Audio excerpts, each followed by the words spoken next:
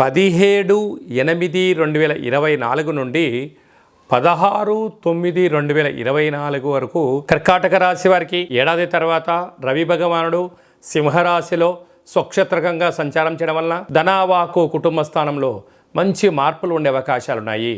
అంటే స్థిరాస్తులు, చరాస్తులు, షేర్లు, క్రయ విక్రయాలు, అన్నదమ్ముల మధ్య, భార్యాభర్తల మధ్య అన్నింటా ధనపరమైనటువంటి చర్చలు అవ్వడం వలన స్థిరాస్తులు ఇది సొంతం కాబోతున్నాయి.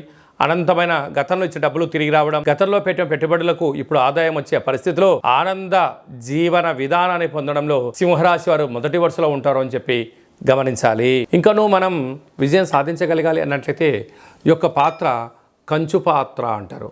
ఈ పాత్రలో 12 రాసులు అచ్చు వేయడం జరుగుతుంటుంది.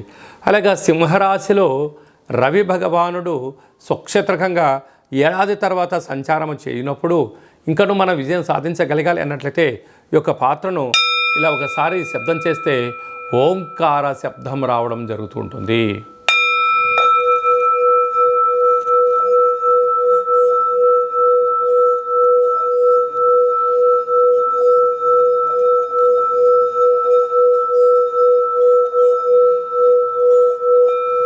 ఇలా శబ్ద తరంగాలు సృష్టించడం వలన మానవుని యొక్క దేహంలో ఉన్నటువంటి షట్చక్రాలు వికసింపచేయడం, మనోస్థైర్యం పెరగడం, అనుకుంటున్న అన్ని పనుల్లో ఆరోగ్యం మన సొంతమవడం, దుష్టగ్రహాలు దూరమవడం, నరదృష్టి, శత్రు ప్రభావాలు, తాంత్రిక ప్రయోగాలు దోషమవుతాయని చెప్పి గమనించాలి.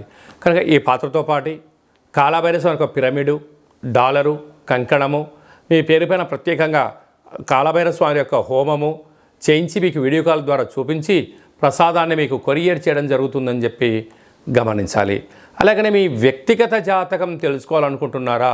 మీ యొక్క పేరు, పుట్టినటువంటి తేదీ, నెల, సంవత్సరం, సమయం రాసి పంపించినట్లయితే సంపూర్ణంగా 100 సంవత్సరాల జాతకాన్ని రాసి పంపించి మీరు పుట్టినప్పుడు గ్రహ గమనాలు ఎలా ఉన్నాయి, ప్రస్తుతం ఎలా ఉంటున్నాయి, రాబోయే కాలంలో ఎలా ఉండబోతున్నాయో మీకు తెలియజేయడం జరుగుతుంటుంది.